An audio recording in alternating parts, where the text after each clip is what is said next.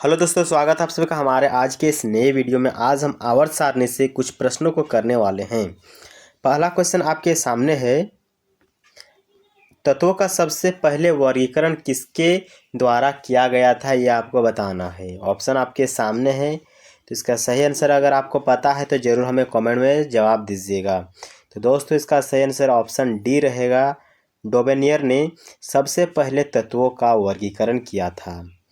वर्तमान में तत्वों का जो वर्गीकरण है वो मोज़ले ने किया है, और मेंडलीफ की आवर्त सारणी भी आप लोग जानते हैं, जहां पर तत्वों को उसके द्रव्यमान संख्या के आधार पर एडजस्ट किया गया है। न्यूलैंड का अष्टक नियम भी आप लोगों को पता है, जहां पर 8-8 ग्रुप में तत्वों को बांट दिया गया था। तो डोबेनियर का जो त्रिक सिद्धांत है उसके अनुसार तत्वों का सबसे पहला वर्गीकरण किया गया था, डोबेनियर साहब ने किया था। अगला क्वेश्चन आपके सामने है, एक सेकंड। क्वेश्चन है कि तत्वों के वर्गीकरण के संबंधित जो त्रिक का नियम है ये सबसे पहले किसने दिया था। तो ऊपर वाला जो क्वेश्चन था वही आंसर इसका सही है। डोबेनियर का जो त्रिक सिद्धांत है डोबेनियर ने दिया था। क्वेश्चन अगला है, तत्वों के वर्गीकरण से संबंधित अष्टक नियम। तो न्यूलैंड ने दिया था अष्टक नियम। मेंडलीफ का आवर्त सारणी, डोबेनियर का आवर्त सारणी और ये जो मेंडलीफ का आवर्त सारणी है, इन तीनों ने ही आवर्त सारणी के हिसाब से तत्वों को वर्गीकरण किया है। लेकिन यहाँ पर कह रहा है कि अष्टक यानी 8-8 ग्रुप में तत्वों का जो डिवाइड करके दिया था वो दिया था न्यूलैंड ने।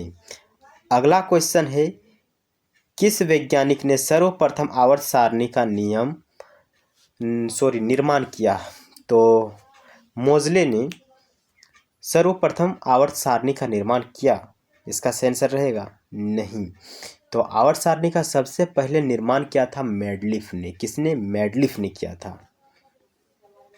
मोज़ले का जो आवर्त सारणी वर्तमान में जो चल रहा है परमाणु संख्या के आधार पर वो है। आधुनिक आवर्त का जो नियम है इसका प्रतिपादन किसने किया? मोज़ले ने किया। किसने किया है? मोज़ले ने किया है। तो ये जितना भी प्रश्न आज हम करने वाले हैं सब आवर्त सारणी से ही संबंधित हैं।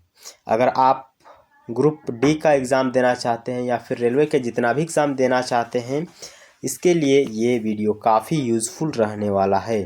अगर आपको वीडियो पसंद आ रहा है तो ज़रूर हमारे इस चैनल को like, comment, share and subscribe कीजिएगा, क्योंकि इसी प्रकार के वीडियो में आप सबके लिए डेली अपने चैनल पर अपलोड कर रहा हूं।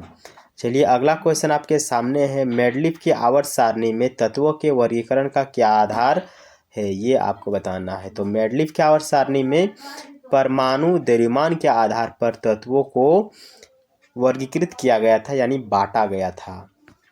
मोज़ले ने जो वर्गीकरण किया वो परमाणु संख्या के आधार पर किया। आधुनिक आवर्त सारणी में तत्वों के वर्गीकरण का क्या आधार है। तो आधुनिक आवर्त सारणी मोज़ले ने बनाई है और उसमें परमाणु संख्या के आधार पर तत्वों का वर्गीकरण किया है, यानी परमाणु संख्या के आधार पर तत्वों को रखा है। जैसे 1 नंबर में आता है कौन? हाइड्रोजन, 2 नंबर में हीलियम, इस प्रकार करके परमाणु संख्या के आधार पर उसको रखा है। अगला क्वेश्चन है, आधुनिक आवर्त सारणी में वर्ग यानी ग्रुप की कुल कितनी संख्या है, आपको बताना है। तो ग्रुप में आपको जो देखने को मिलता है वो 18 देखने मिलता है, और आवर्त में 7 आवर्त और 18 ग्रुप। याद रखने का तरीका अगर आपको पता है तो याद कीजिएगा कि जो ग्रुप होता है ये 18 का ग्रुप हमने बनाया। समझिए कि 18 का हमने ग्रुप बनाया, और आवर्त को याद ऐसे ही हो जाएगा। अगर ग्रुप, जैसे बच्चों को कंफ्यूज होता है आवर्त और ग्रुप यानी वर्गों में, बच्चों को हमेशा ही कंफ्यूज होता है। लेकिन अगर एक वो आप याद कर लीजिएगा ग्रुप यानी 18 का ग्रुप, तो फिर आवर्त याद ऑब्वियसली रह जाएगा। ओके, चलिए नेक्स्ट क्वेश्चन है, आधुनिक आवर्त सारणी में आवर्तों की संख्या। ऊपर हमने देखा कि ग्रुपों की संख्या थी 18, ग्रुपों की संख्या 18 थी, तो आवर्तों की संख्या कितनी हो जाएगी? 7 हो जाएगी। आवर्तों की संख्या कितनी हो जाएगी? 7 हो जाएगी। अगला क्वेश्चन है, ऑप्शन डी नहीं दिख रहा ना, चलिए अब दिखेगा। ओके, नहीं दिख रहा ना, चलिए अब आएगा। आधुनिक आवर्त सारणी में तत्वों को व्यवस्थित किया गया है। तो आधुनिक आवर्त सारणी में परमाणु संख्या के बढ़ते क्रम पर उसको व्यवस्थित किया गया है। तो बढ़ते संख्या के आधार पर, जैसे 1 2 3 4 5 6 7 8 9 इस प्रकार करके तत्वों को व्यवस्थित किया गया है। अगला क्वेश्चन है, किस वर्ग के तत्वों को सिक्का धातु कहा जाता है? किस वर्ग के तत्वों को सिक्का धातु कहा जाता है? इसका सही आंसर है ऑप्शन बी। तो सिक्का, सिक्का मतलब होता है जो आप कॉइन्स उड़ाते हैं, तो उसका दो पहलू होता है, एक पहलू और एक पहलू, दो पहलू होता है। तो इसको इस प्रकार याद रखिए कि जो तत्व है, मतलब वर्ग जो 11 के तत्व है उसको हम कहते हैं सिक्का धातु। 11 यानी एक एक, दो पहलू होता है इसलिए।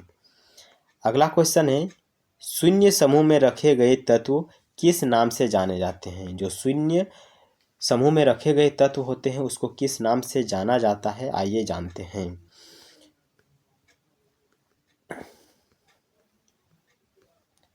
कितना ऊपर है भाई? हाँ चलिए यहाँ पर है।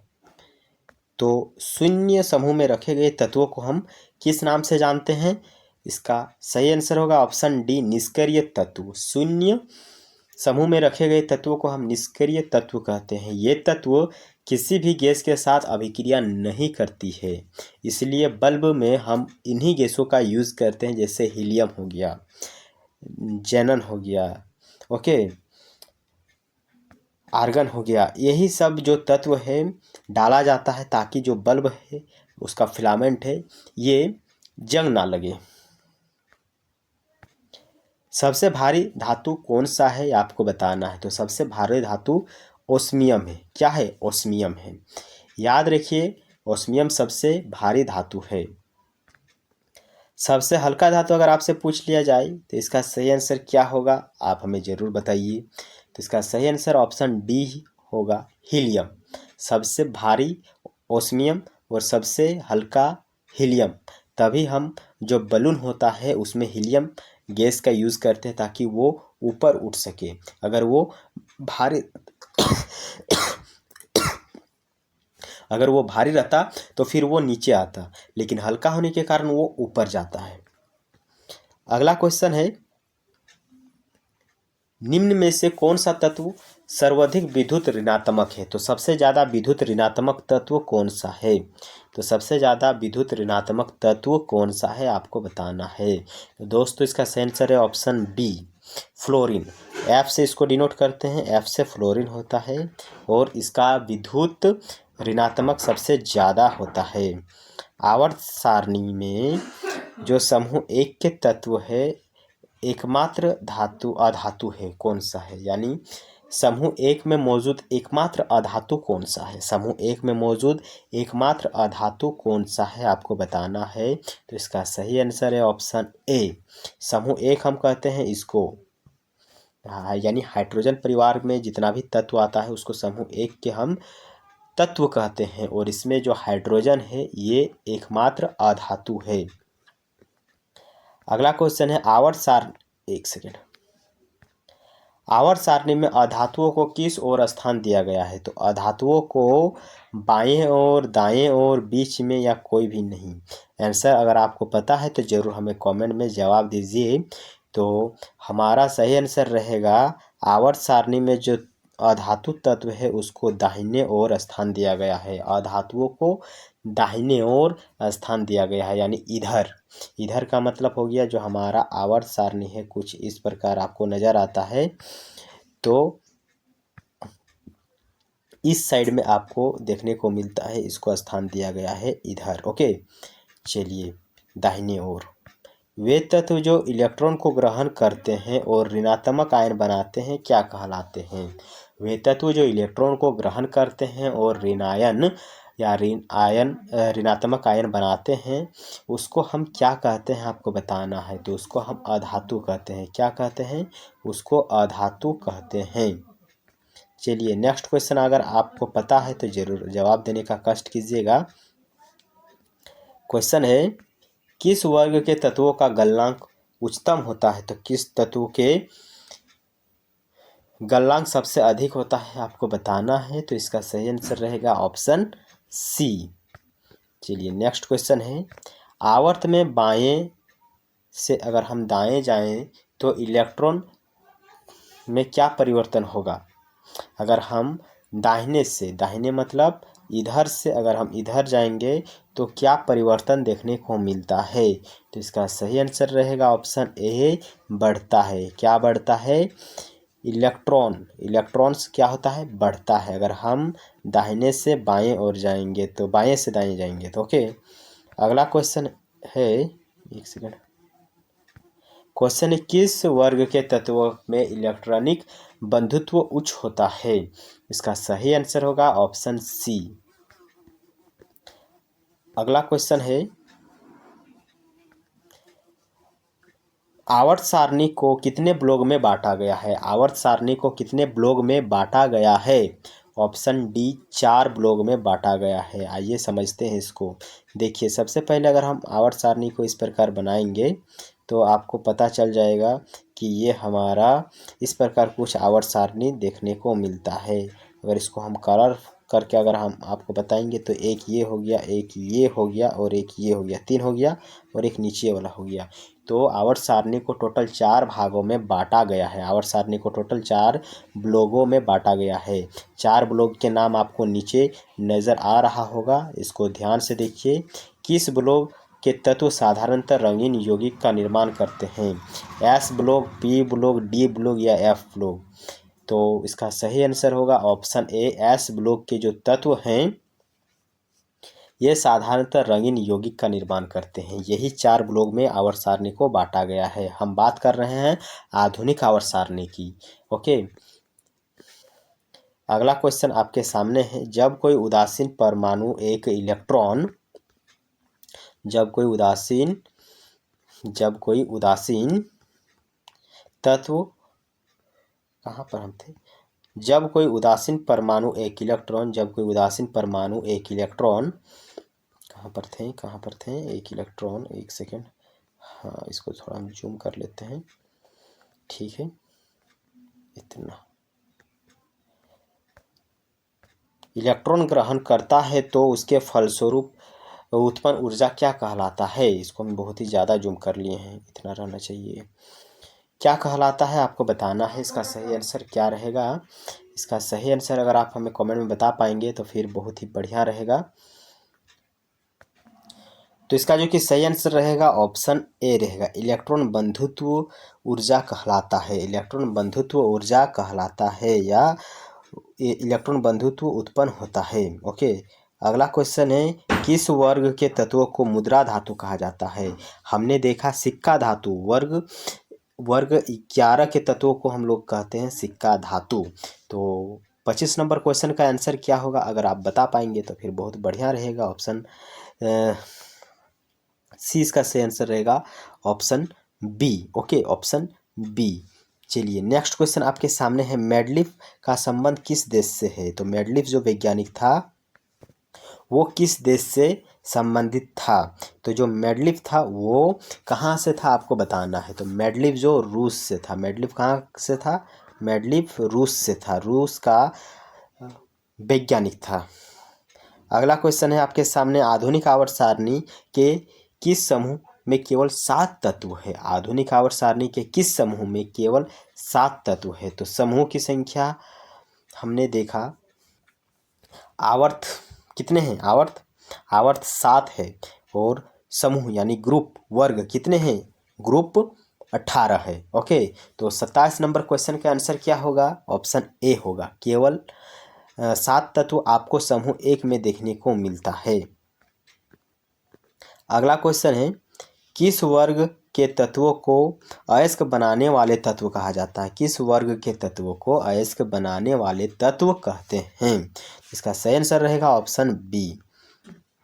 अगला क्वेश्चन है, किस वर्ग के तत्वों की संयोजकता 2 होती है? किस वर्ग के तत्वों की संयोजकता 2 होती है? इसका सही आंसर रहेगा ऑप्शन बी, ओके। अगला क्वेश्चन है, सबसे हल्का तत्व कौन सा है? तो ऊपर हमने इसके बारे में डिस्कस किया कि सबसे हल्का तत्व हीलियम था। कौन था? हीलियम। और ओस्मियम सबसे भारी तत्व था। अगला क्वेश्चन आपके सामने है, पृथ्वी पर सबसे अधिक मात्रा में पाए जाने वाला तत्व कौन सा है? ऑप्शन ए लोहा, option B aluminium, option C calcium, option D sodium.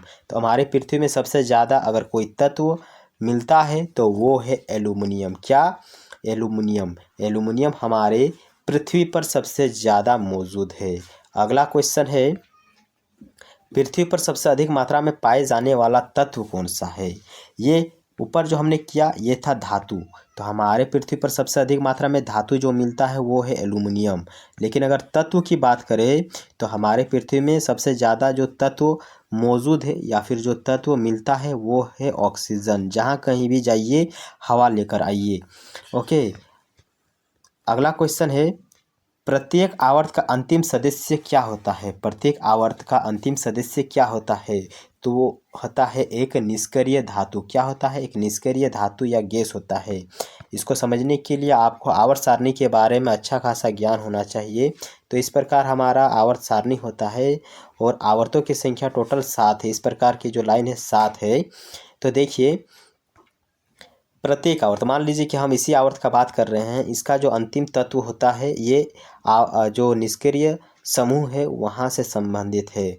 Okay, तो निष्क्रिय गैस होता है प्रत्येक अंतिम सदस्य। अगला क्वेश्चन है, क्वेश्चन का आंसर आपको शो हो रहा है, इसके लिए माफ़ कीजिएगा।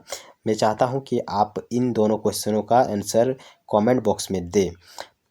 ओके, प्रत्येक आवर्त का पहला सदस्य होता है, आपको आंसर करके बताना होगा। अगर आप इसका आंसर दे पाएंगे तो फिर बढ़िया है।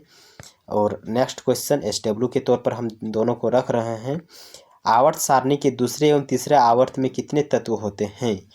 34 और 35 का आंसर आपको कमेंट बॉक्स में देना होगा। मैं उम्मीद करता हूं कि आपको ये वीडियो पसंद आया होगा। अगर दोस्त पसंद आया है तो ज़रूर हमारे इस चैनल से जुड़िए, लाइक कीजिए, कमेंट कीजिए, शेयर कीजिए और ब्लॉगिंग चैनल से जुड़िए। क्योंकि अगर आपको आर्थिक रूप से मजबूत होना है तो यूट्यूब में एकमात्र यूट्यूब चैनल है जो कि वीडियो देखने से पैसा देता है, वो है ब्लॉगिंग चैनल, मेरा ब्लॉगिंग चैनल। ओके, इसका लिंक आपको नीचे डिस्क्रिप्शन में मिल जाएगा या फिर जो रेड कलर से आपको नज़र आ रहा है इंडियन टाइगर ब्लॉग, उसको सर्च कीजिए और उससे जुड़िए।